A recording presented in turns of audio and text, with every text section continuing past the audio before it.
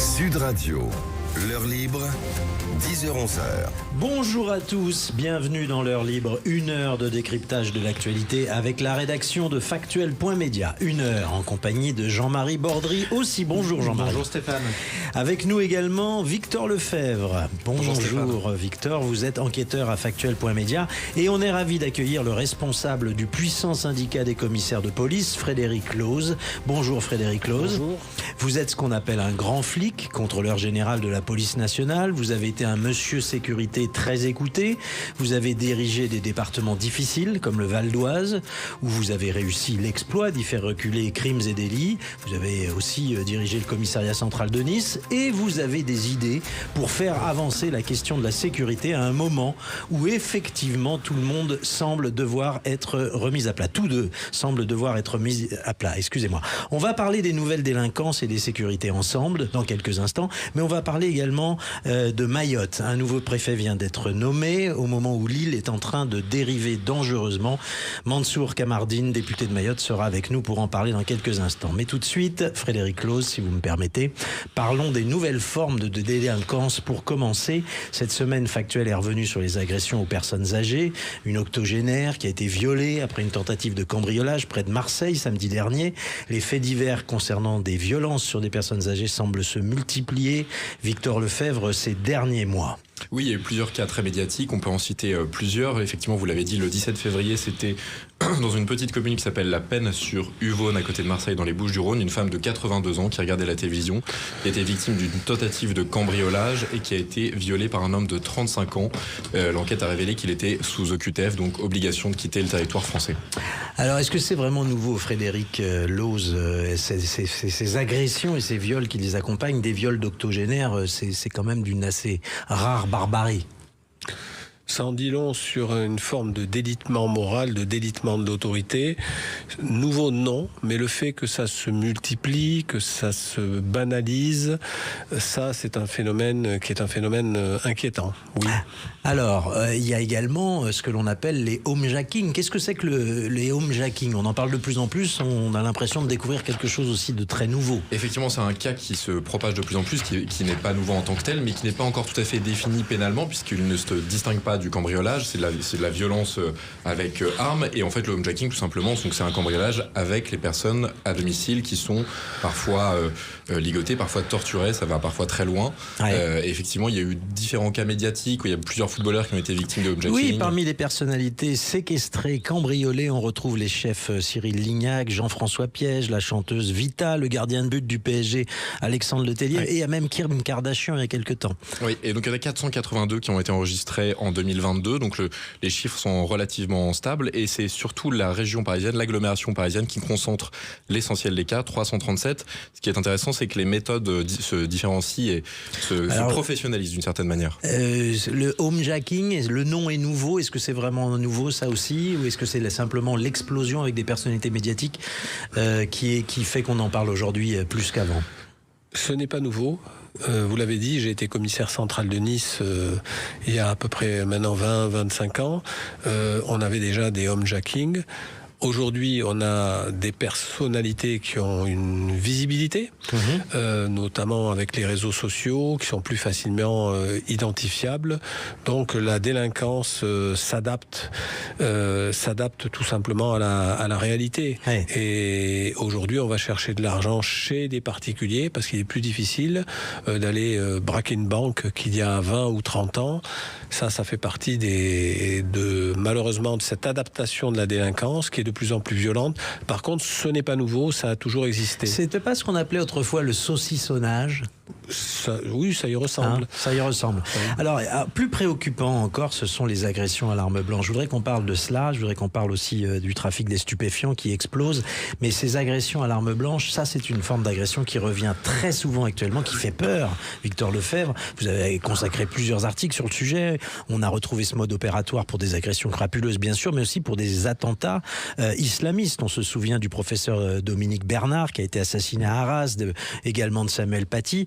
Mais encore récemment, à la gare de Lyon, ont été agressés des passants au couteau et au marteau, ou bien encore sur le pont de Biraken, où un touriste allemand a été tué. Oui, effectivement, mais c'est difficile de quantifier le nombre de chiffres. On estime qu'il y en a à peu près 120 en moyenne attaques à l'arme blanche chaque jour en France. Chaque jour, 120 agressions. C'est le chiffre qui circule, mais il n'est pas tout à fait actualisé, puisque vous savez on va demander aux professionnels qu'est Frédéric Close. L'étude a changé, maintenant on a moins d'outils statistiques fiables justement pour quantifier cette... Et dites-nous, Frédéric. Effectivement, c'est difficile parce qu'il y a plusieurs portes d'entrée en matière de statistiques.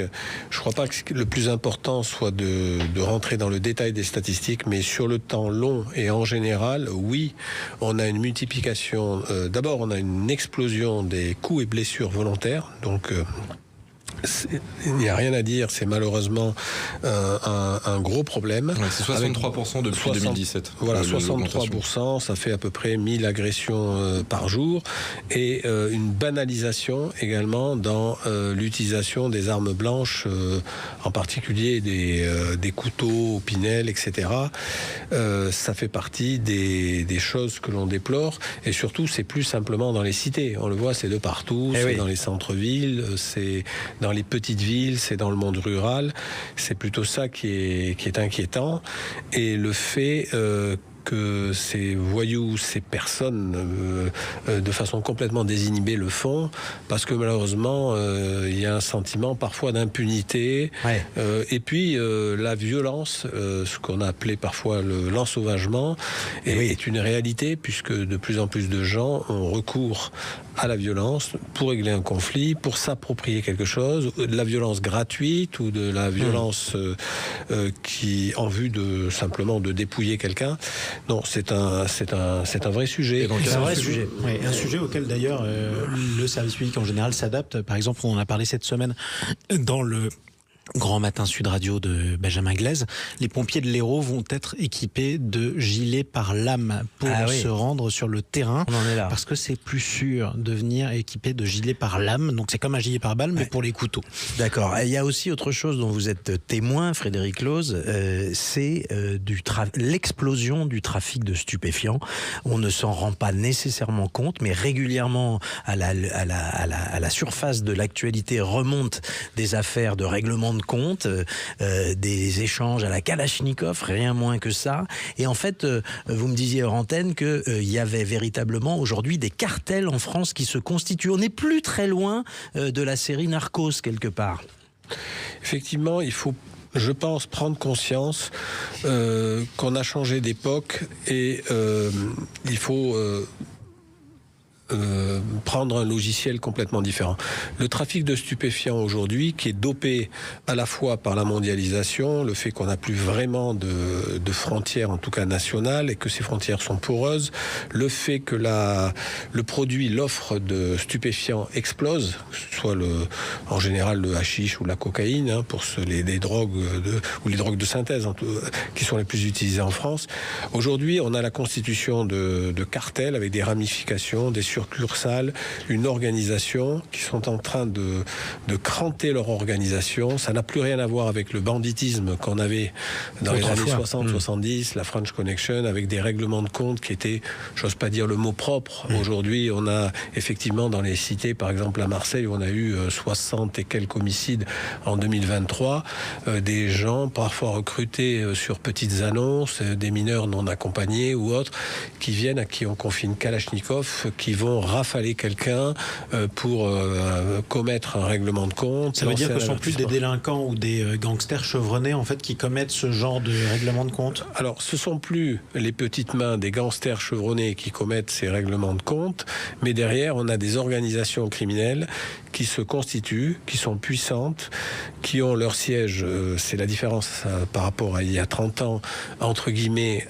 à l'étranger, qui se servent de l'horizontalité des réseaux sociaux, des messageries cryptées, et en même temps, les enjeux sont colossaux. Un exemple, par exemple, des points de deal à Marseille, sur une cité comme La Paternelle, ou la cité Castellane, la cité de Zinedine Zidane, ce sont des points de deal où, à un moment donné, on avait calculé que ça a généré entre 50 et 80 000 euros par jour. Oh là. Quand ça génère des sommes pareilles, vous multipliez ça pour avoir le chiffre d'affaires de ces points de deal sur une ville comme Marseille, c'est une puissance financière, une puissance corruptive qui devient très problématique, qui va concurrencer l'État, qui a le monopole de la violence.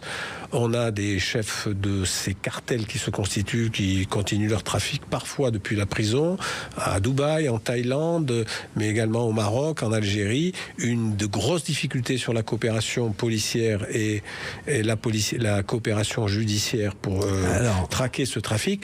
Et l'enjeu est là. Ouais. Et le risque également de corruption. Avec ces sommes-là. On va y revenir dans un instant. La situation d'insécurité à Paris peut-elle être problématique aussi durant les JO? On en parle dans un instant avec notre invité. À tout de suite sur Sud Radio.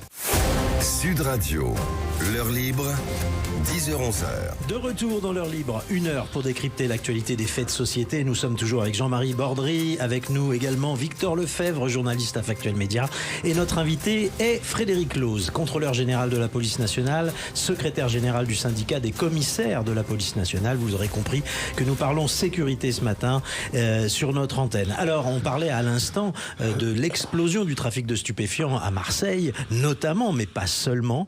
Et on peut parler d'organisations aujourd'hui très puissantes et mafieuses. Vous aviez une question à poser, Jean-Marie. Justement, une de ces organisations qui livre cette guerre des gangs à Marseille se fait appeler plutôt la DZ Mafia. DZ pour Algérie, pour le coup, et Mafia parce que Mafia. Est-ce qu'on est dans un phénomène, monsieur Loos, de type mafieux, comme ce qu'on entendait ou ce qu'on découvrait en Sicile dans les années 80, ou alors même en Campanie en ce moment? Alors, c'est un phénomène assez hybride, c'est différent. Le phénomène type mafia en Italie, qui est né dans le sud de l'Italie, à une époque de paupérisation, où l'État était faiblement implanté, avec des traditions un petit peu tribales et de groupes. Unité nationale tardive. Voilà, unité nationale tardive, ça c'est lié à l'histoire vers la centralisation d'Italie, mais les mafias se sont ancrées dans des régions particulières avec des solidarités familiales, tribales, etc. Alors là, c'est différent. On a des mafias des petites mafias qui se constituent sur la base de solidarité communautaire avec des gens issus parfois très souvent de l'immigration, du Maghreb, qui sont à l'abri derrière les cités. Même si eux, leur train de vie ne correspond pas à celui des cités. Mais ils sont à l'abri derrière les cités, ils prennent en otage la population qui va servir parfois de nourrice, de guetteur à son corps défendant ou en étant plus ou moins complice. Et ces populations-là font tout pour entraver l'action de la police nationale. Petit à petit, renvoie de l'argent au pays, ce qui fait que les enquêtes sont de plus en plus difficiles. Alors qu'avant, quand on avait les phénomènes de type mafia ou de criminalité organisée en France, malgré tout, pour l'essentiel, on avait un point de repère qui était la France, la Corse. Aujourd'hui, malheureusement, ça c'est un phénomène qui est hybride et qui s'est complètement inscrit dans la mondialisation et c'est donc très difficile à combattre, à décapiter. Alors on parle aujourd'hui de sécurité, nous sommes à près de 150 jours des JO maintenant, donc la situation évidemment n'est pas très brillante à Paris. Je rappelle quand même qu'une usagère du métro parisien a encore été agressée il y a quelques jours, là. Tous les jours d'ailleurs, tous les jours des agressions ont lieu dans les transports, je dis bien tous les jours. Quelles sont les consignes, les plans d'action qui ont été évoqués avec la police, je dirais en état-major, quoi? Alors, j'ai pas, moi, le détail à ce stade, et puis on est encore à 7 mois avant les JO, de toutes les consignes. Mais la première des choses qu'il faut savoir, c'est que la police nationale, évidemment, est très engagés, ne restent pas les bras ballants. Il y a beaucoup de choses, beaucoup d'interpellations qui se font, beaucoup d'opérations. Je pense aux opérations Place Nette. Il y a une occupation du terrain, il y a des enquêtes judiciaires, il y a du renseignement criminel qui se met en place. Alors que ce soit à l'occasion des JO ou en dehors des JO, mais surtout évidemment on a cet événement qui est très important. La police nationale sera au rendez-vous, en particulier la préfecture de police, avec des policiers qui sont très engagés, un préfet de police qui connaît particulièrement bien, Laurent Nunez, les questions de sécurité, et nous avons une expertise en matière de gestion des grands événements. Maintenant, on ne peut pas nier qu'on s'est mis en risque avec une cérémonie d'ouverture qui fait qu'on n'est pas la Suisse, on n'est pas on rappelle qu'elle pays... doit avoir lieu sur la Seine et voilà. qu'on y attend 150 000 personnes sur la berge de Seine. Au début, c'était 300 000. Oui, on n'est pas la Suisse, on n'est pas la Norvège, donc on a pris un gros risque et il est regrettable et préjudiciable certainement qu'on n'ait pas pris en compte la question sécuritaire et le fait que, en termes d'ordre public, la situation s'est dégradée en France. Elle s'est dégradée parce qu'on est menacé par une délinquance qui est désinhibée. On est menacé par un terrorisme qui veut mettre à bas notre modèle de société, la liberté de conscience, le terrorisme islamiste, pour pas le citer. Donc effectivement, il y a un grand risque. Alors après, des mesures vont être prises, des mesures de police administrative, d'interdiction, des périmètres, oui, des mesures... On entend dire ça beaucoup. Hein. On va tout faire pour limiter la circulation. Les transports seront d'ailleurs beaucoup plus chers. Certains quartiers vont être carrément bouclés. Néanmoins, est-ce que c'est pas un peu illusoire de penser que ça pourrait suffire? La sécurité zéro, la délinquance zéro. Oui. La délinquance, c'est pas un lapsus, la délinquance zéro n'existe pas. On n'est pas à Pyongyang en Corée du Nord, donc forcément, ça n'existe pas. Tout va être mis, au fur et à mesure qu'on va avancer, vous allez avoir d'abord beaucoup de monde. Il faut qu'il y ait de la visibilité, du bleu, beaucoup de renseignements, des moyens, hélicoptères, drones, etc., des enquêtes qui vont être menées. Le service de renseignement, son rôle, c'est l'anticipation, la détection des signaux faibles. Et nos services de renseignement ont commencé, puisque va converger des millions de personnes. Et puis, on va avoir une fenêtre d'opportunité pour à la fois les voleurs, la petite délinquance, à la fois peut-être les terroristes, mais les policiers seront au rendez-vous. Oui, j'entends bien. Mais le risque est là. Je ne doute pas de leur motivation, hein, ne le croyez pas un instant. Mais par exemple, on voit, on parlait des travaux d'anticipation qui sont faits actuellement. On entend dire que, par exemple, dans le 18e arrondissement, il y a un problème avec une grande majorité d'Afghans qui sont en situation irrégulière et fixés dans le 18e arrondissement. Et donc, on commence à faire des opérations coup de filet. C'est comme ça que ça va s'organiser pour être très concret pour nos auditeurs. Ça peut être comme ça ne va pas viser des individus d'une nationalité en particulier, mais il y a la volonté d'avoir tolérance zéro. Ouais. C'est à peu près ça. Hein. C'est à peu près ça. On parle d'opération place nette, tolérance zéro. Mais j'allais dire que tolérance zéro, ce qui serait bien, c'est que ce soit toute l'année. C'est ce que j'allais vous dire, figurez-vous. À l'occasion des Jeux Olympiques, c'est une très bonne chose. Personne ne peut douter de la détermination des pouvoirs publics et de l'engagement et du grand professionnalisme des policiers. Mais évidemment, ça veut aussi dire que c'est toute l'année qu'il le faut, tout simplement parce que la sécurité... c'est pas simplement un mantra et un objectif en soi.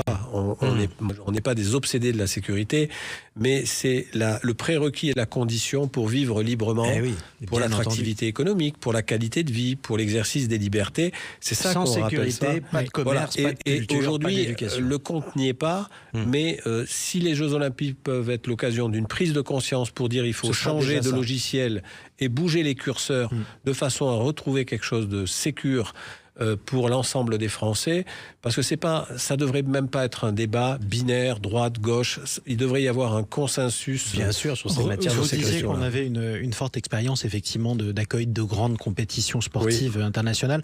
Il y en a quand même une qui s'était mal passée, même si elle était ponctuelle. C'était il y a 2 ans, la finale de la Ligue des Champions entre le Liverpool et le Real de Madrid au Stade de France. Un certain nombre de supporters anglais n'ont même pas pu rentrer dans le stade. Ils ont été accusés d'avoir causé les débordements par le ministre de l'Intérieur, alors même qu'on a appris après qu'ils étaient souvent agressés, rackettés à l'entrée du stade par des jeunes qui venaient des quartiers alentours.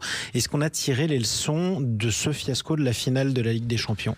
Oui, la police nationale a une pratique qui est de plus en plus ancrée dans son quotidien, c'est le débriefing au niveau national, au niveau local. On tire des enseignements stratégiques, tactiques, opérationnels, au niveau des moyens. C'est un métier qui est extrêmement vivant parce que, vous l'avez dit au départ de l'émission, la délinquance bouge sans arrêt, elle bouge, elle est protéiforme et la police doit s'adapter avec les moyens qu'elle a. Et bien évidemment, ce qui compte, c'est pas que les moyens en hommes, en voitures, en armement. À un moment donné, également, se posera les moyens, déplacer les curseurs sur les moyens juridiques. Sauf que vous les avez, ces moyens, pour éviter que ça se reproduise aujourd'hui ou pas ? Alors, aujourd'hui, on est à 7 mois des Jeux, donc il y a encore pas mal de choses qui peuvent se passer. On a les moyens parce qu'on a un certain nombre de dispositifs législatifs qui nous permettent de prendre des mesures particulières, exorbitantes du droit commun pour un événement de cette ampleur. La vraie question, moi je suis plutôt confiant pour les Jeux parce que je veux dire au fur et à mesure que on va approcher du but, la préfecture de police, l'ensemble des policiers, non seulement mettra le paquet, mais saura faire. Et on a très bien géré la Coupe du Monde de rugby, on a géré des sommets internationaux. On va faire. Après, ce qui va compter, c'est plutôt et le jour d'après, est-ce qu'on garde ces mêmes dispositifs, pas liberticides, mais est-ce que le carrosse se retransforme, est-ce qu'on en profite pour citrouille, quoi.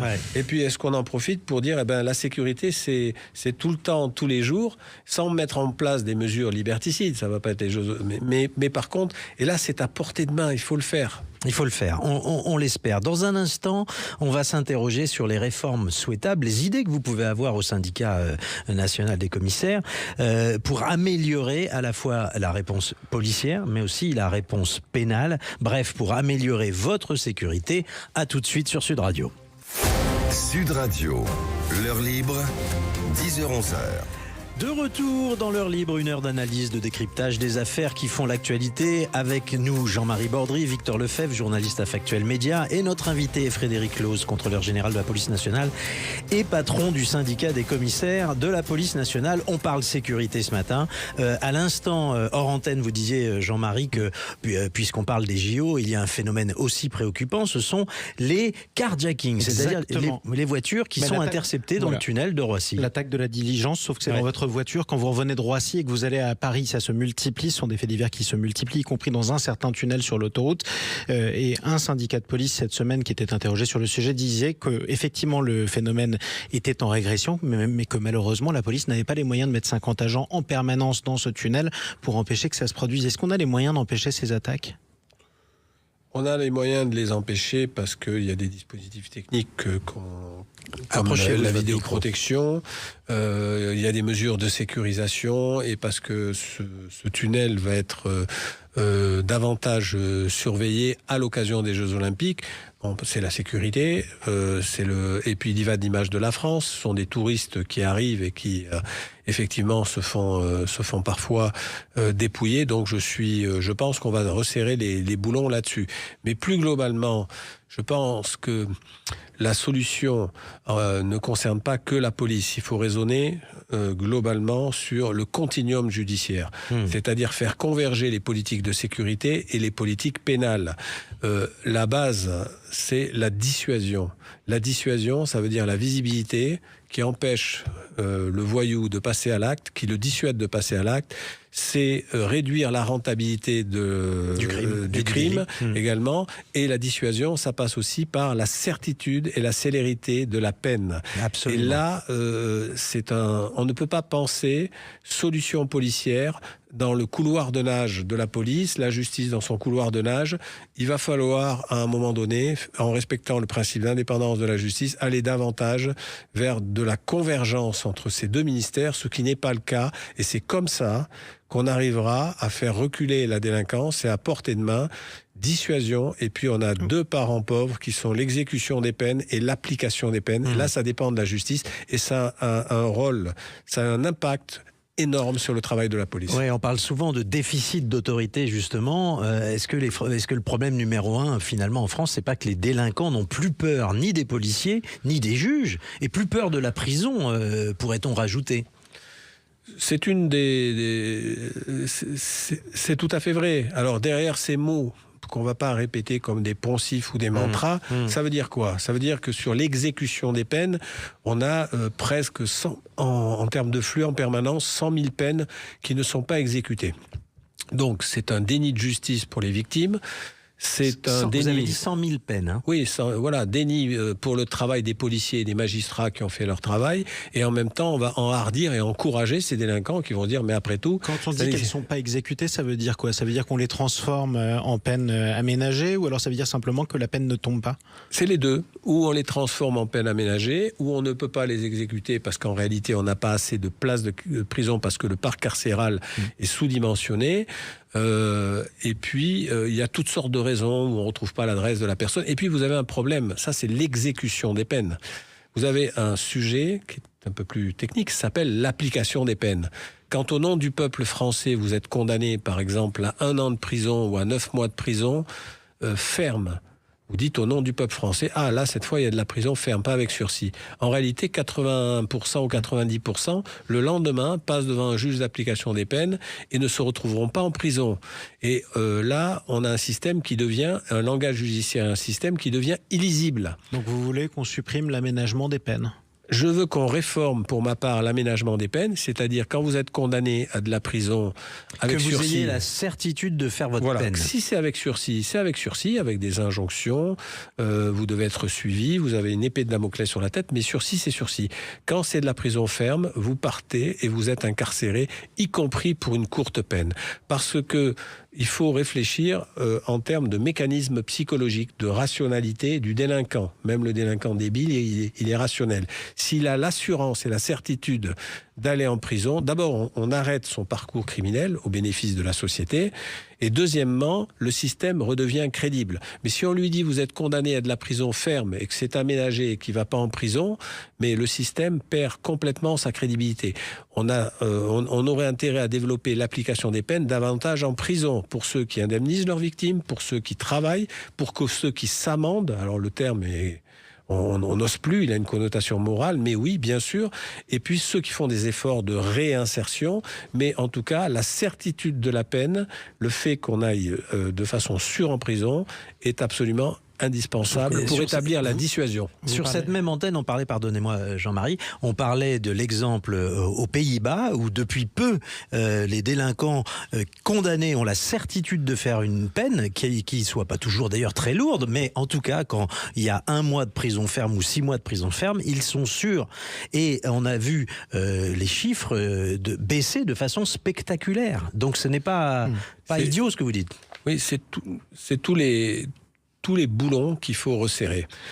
Quand il s'agit des mineurs, qu'on ne peut pas les mettre en prison, mais qu'il y a des conséquences, il faut responsabiliser les parents. Responsabilité civile, responsabilité pénale, quand il y a véritablement de grosses lacunes et carences éducatives, et puis responsabilité financière. Il faut se poser chaque fois la question, qui paye? Par exemple, on a eu les émeutes, personne vous donne le coût de la délinquance, le coût des émeutes. C'est un vrai débat, ça. Qui paye?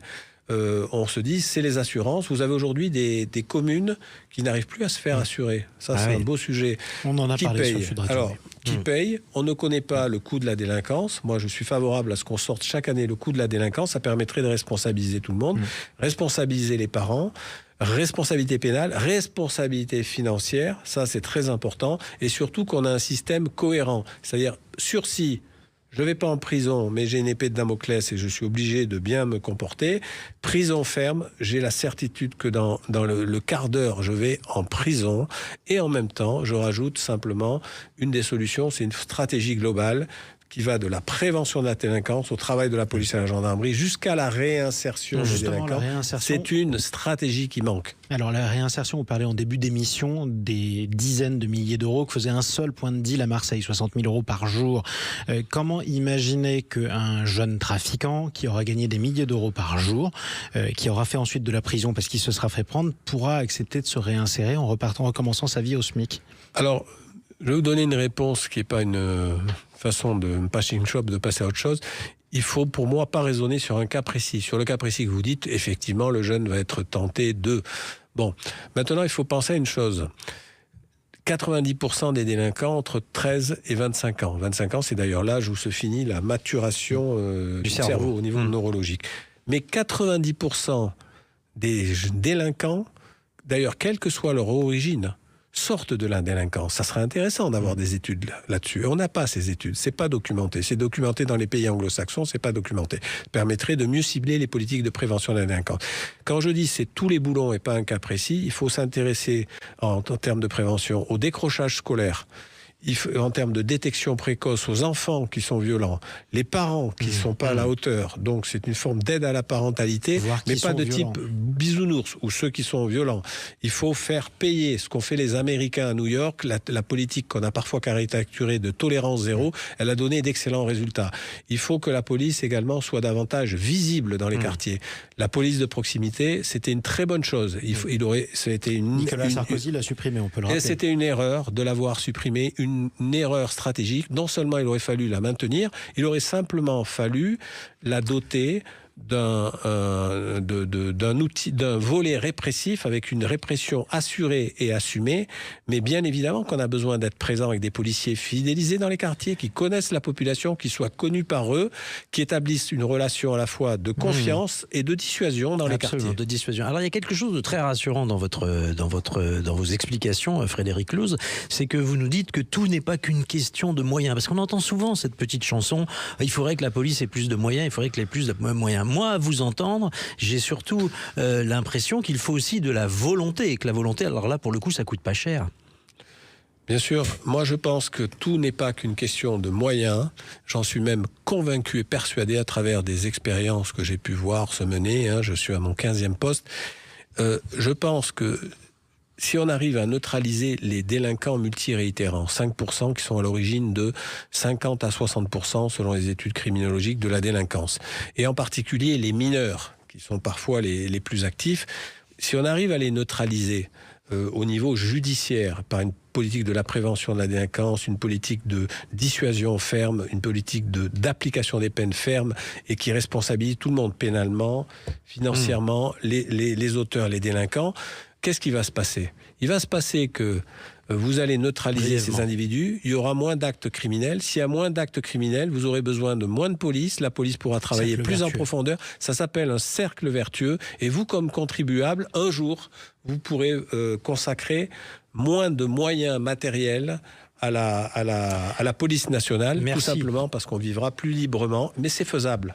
Écoutez, c'est très rassurant. C'est à développer. Je voudrais remercier Victor Lefebvre d'avoir été avec nous et engager chacun à aller retrouver vos excellentes enquêtes sur factuel.media. Frédéric Luz, vous restez avec nous parce que dans un instant, on va parler de Mayotte. Vous savez, ce département français d'outre-mer où la situation ne cesse de s'envenimer. Mayotte, une île hors de contrôle. À tout de suite sur Sud Radio. Sud Radio, l'heure libre, 10h-11h. De retour dans l'heure libre, l'émission qui décrypte l'actualité et les faits de société. Avec nous toujours Jean-Marie Bordry. Et nous ont rejoint Alexandre Martinez de Factuel.media et Mansour Kamardine, député de Mayotte, un des 2 députés de Mayotte. Alors, nous sommes ensemble parce que depuis des mois, des années même pourrait-on dire, la situation s'aggrave sur l'île de Mayotte, département d'outre-mer de la France, situé parmi les Comores, au large de l'Afrique et de Madagascar, au point que l'on peut dire aujourd'hui que la situation est presque en train de devenir hors de contrôle. Alors, Mansour Kamardine, heureux de vous recevoir, vous demandez, ni plus ni moins, avec votre collègue députée Estelle Youssoufa, l'application de l'état d'urgence à Mayotte. Oui, je crois que il y a un mot de trop dans votre bel exposé introductif, quand vous dites l'île va. Non, la situation est hors de contrôle.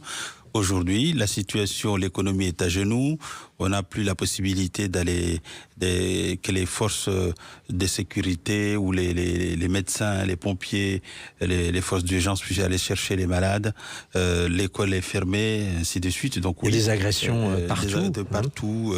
Il y a 2 nuits, où on a brûlé une quarantaine de véhicules dans un village gratuitement. Bref, vraiment, je crois qu'on est en pleine guerre civile et par conséquent, il faut nommer les choses pour que tout le monde nous comprenne. Et en nommant les choses, il faut tirer les conséquences de ces nominations et ça s'appelle état d'urgence immédiate. D'accord. Pour que les auditeurs comprennent bien, par exemple, on est hors de contrôle sur le plan démographique. On ne sait pas combien aujourd'hui d'habitants résident à Mayotte, Alexandre Martinez. Oui, tout à fait. Et c'est une situation hors de contrôle qui attend le tout nouveau préfet qui a été nommé aujourd'hui, donc samedi 24 février, François-Xavier Bioville. Effectivement, le dernier recensement date de 2017. Alors on nous disait 250 000 personnes. Aujourd'hui, on estime la population au double, entre 450 000 et 500. C'est une situation dont l'État essaye de pallier un petit peu la situation. On a cru entendre qu'il y aurait par l'INSEE un recensement exhaustif et non pas exact pour 2025, donc pour les 17 communes. Mais bon, vous voyez que ça laisse quand même une marge d'erreur assez considérable. Absolument. Puis si déjà les pompiers ont de la difficulté à se déplacer dans l'île, on voit pas comment les agents de l'INSEE vont pouvoir faire convenablement leur travail. Il y a un véritable problème en ce moment de flux migratoire, Mansour Kamardine. La suppression du visa territorialisé pourrait-elle pallier au désengorgement de l'île ou pas ? En tout cas, c'est une des solutions pour arriver à avoir un semblant de maîtrise des flux migratoires. Parce que quand on regarde les uns les autres, quand on les interroge, ils vous disent tous, nous voulons aller là-bas parce que Mayotte c'est la France, parce que Mayotte c'est l'Europe. Là-bas, nos enfants deviendront français et puis nous aurons des droits sociaux que nous ne pouvons pas avoir chez nous, donc il faut aller là-bas. Avec un écart de niveau de vie considérable, c'est presque 10 fois l'écart entre le niveau de vie à Mayotte, qui est déjà très pauvre par rapport au reste de la France, mais qui est infiniment moins pauvre que Madagascar ou Madagascar ou que les Comores juste à côté, précisément. Comores, C'est difficile de dissuader des gens de venir de si près quand l'écart est à ce point énorme. Sans doute. Mais en même temps, c'est difficile quand on a des partenaires qui ne sont pas honnêtes dans les rapports que nous avons avec les Comores, des autorités qui préfèrent inciter les gens à partir pour avoir la paix chez eux ou chez elles et créer le chaos en face. Et c'est facile, effectivement, quand on a un gouvernement, je vise pas forcément le gouvernement actuel, mais un gouvernement au sens de la continuité de l'État, un gouvernement qui regarde d'ailleurs quand la maison commune brûle à Mayotte. Donc ce n'est pas... Pour vous, le gouvernement comorien pousse les Comoriens à partir par milliers à Mayotte juste à côté, ne serait-ce que pour avoir la paix le gouvernement comorien cherche à acquérir par la force démographique ce qu'ils ont perdu par la force démocratique. C'est le vrai sujet. En 1975, déjà, ceux qui parlent de Mayotte sans connaître, ils disent que Mayotte était comorienne. En réalité, Mayotte n'a jamais été comorienne. D'ailleurs, elle s'est cédée à la France pour se faire protéger contre les invasions et les violences comoriennes. Et comme l'histoire se répète toujours, comme l'histoire se répète toujours, nous sommes en plein dedans. C'était le cas en 1841, c'était le cas en 1975, c'est le cas en 2024. Mais après tout ce que vous venez de dire, vous êtes toujours président du groupe d'amitié France-Comores à l'Assemblée nationale. C'est difficile. Oui, non, pas du tout, parce qu'il faut des logiques aussi. Nous n'avons aucune animosité, aucune haine contre les Comoriens. Nous savons qu'ils vivent des situations difficiles parce que ils ont des autorités et un État qui est quasi inexistant. Donc il faut leur apporter l'aide. Il faut savoir prendre la main qui vous est tendue. Quand là en face, les gens sont en difficulté. Et donc je me bats effectivement qu'on leur apporte l'aide, et notamment au titre de l'aide au développement. Et malheureusement, pour coopérer, encore faut-il qu'on soit deux. Et en face, on n'a personne ou quasiment personne pour collaborer. Et du coup, la seule facilité qui leur reste, c'est d'inciter les gens d'aller à Mayotte, et c'est le cas, je pose bien mes mots, parce qu'on les voit bien. On les voit bien quand ils viennent, ils partent sous l'œil des policiers, commissaires et des gendarmes, et qui font rien, à la limite qui les incitent à partir. On parlait du doublement de population en si peu de temps, Alexandre Martinez.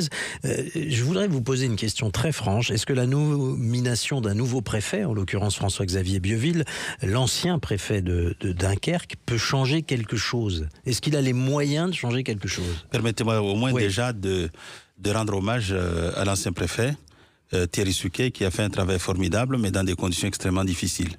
Celui-ci connaîtra malheureusement le même sort si le gouvernement, encore une fois, si les satellites du gouvernement ne s'alignent pas. Donc il risque de connaître la même chose, parce qu'un préfet finalement est chargé de mettre en œuvre une politique. Quand cette politique ne dit pas ce qu'il faut, on voit bien les forces intérieures à Mayotte souffrent, parce qu'on ne leur donne pas les instructions pour interpeller dans la mesure du possible les délinquants. On leur demande juste de procéder à un maintien de l'ordre et du coup ça pose des gros problèmes. Donc le préfet risque de connaître le même sort d'échec et puis après on lui fera imputer ça parce qu'on le sait bien, en République le préfet est infusible pour le gouvernement. Alors est-ce que quelles sont les préconisations que vous feriez? Et puis je profite de la présence de Frédéric Loos aussi à la tête du syndicat des commissaires de police pour comment on peut améliorer les choses. D'abord que l'État accepte dans sa tête que Mayotte est française et qu'elle doit défendre sa souveraineté sur le territoire. Ce qui veut dire, pour emprunter l'expression de M. Darmanin, dresser entre Mayotte et les Comores ce mur de fer pour empêcher et démontrer qu'on avait la capacité d'empêcher les gens de venir. Ensuite, de prendre tous ceux qui n'ont pas vocation à être là, à les faire partir. Ensuite, de recorriger les politiques publiques qui sont mortifères et qui sont des gros aimants à l'immigration, d'y mettre un terme. On a, par exemple, le droit de scolariser tous les enfants mineurs. Vous pouvez venir à 20 ans et amener un papier de 10 ans, on va vous scolariser avec des gamins de 10 ans. Parce que là aussi, l'état civil, la fraude à l'état civil au Comores est un sport national. Et donc, il faut qu'on puisse dire, sur toutes ces politiques-là, qu'on corrige en disant, ce sont des politiques qui sont détournées comme le droit du sol, qui sont détournées, et donc avoir des politiques qui soient plus à même, plus adapté à la situation des Mayotte, qui est une situation particulière, singulière, totalement dérogatoire à ce qu'on vit ici. L'immigration à Mayotte, vous dites souvent la moitié, c'est 2 tiers, 1 tiers. 1 tiers des Français, donc des Mahorais, et 2 tiers d'immigrants. Imaginez simplement si on vous disait ici... C'est ce qu'on pourrait appeler une véritable submersion migratoire. Mais bien sûr. Et imaginez qu'on vous dise que sur le plan national, il y avait plus de 42 millions d'étrangers. Je pense qu'il y aurait peu qui auraient encore le sourire comme on l'a encore à Mayotte. Dites-moi, Frédéric Loos, vous réfléchissez intensément à cette situation. Qu'est-ce que cela vous inspire? Rapprochez-vous du micro. Oui, bien près du micro, parce que là on vous entend, mais alors pas du tout. Pardon, non. C'est difficile pour moi de parler d'une situation puisque effectivement la problématique n'est pas que policière. Voilà. Ouais. La problématique n'est pas que policière. Vous l'avez très bien résumé. Et en même temps, effectivement, même les policiers et les gendarmes qui viennent sur place, les conditions d'exercice, les conditions de vie sont épouvantables, sont aussi redoutables. Oui, est-ce que ils n'ont même pas de commissariat physiquement. Ouais, ils sont dans des containers. Et puis on peut rappeler d'ailleurs qu'indépendamment de toute la crise sécuritaire, il y a une crise qui dure à Mayotte, qui est la crise de l'eau, ce qui fait que pendant 3 jours, les Mahorais sont privés d'eau, souvent chez eux. Alors, c'est pas privé de bouteilles de plastique, c'est qu'on peut pas tirer la chasse, par exemple, pendant 3 jours chez soi. C'est une situation...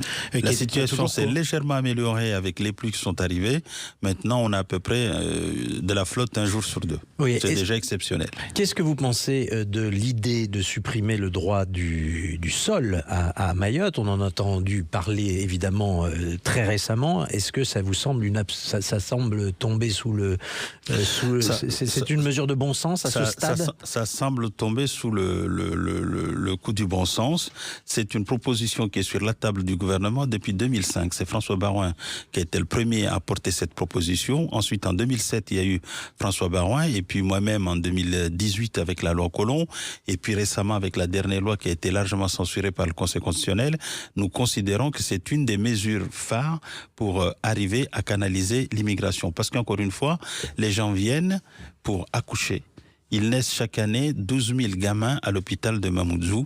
Sur les 12 000, vous avez entre 75 et 80% qui sont des gamins d'enfants des parents comoriens, des parents étrangers. Et ces enfants... je rappelle que les frais médicaux sont gratuits. C'est-à-dire que ce sont des clandestins qui viennent, des Comoriens clandestins qui viennent accoucher à l'hôpital français pour que leurs enfants deviennent français. Et donc, de facto, par les voies du regroupement, deviennent aussi à leur tour français. Vous donnez naissance à Mayotte d'un enfant étranger. Au bout de quelques années, il devient français. Il régularise les parents. Une fois qu'il a régularisé les parents eux-mêmes, au nom du regroupement familial, peuvent venir.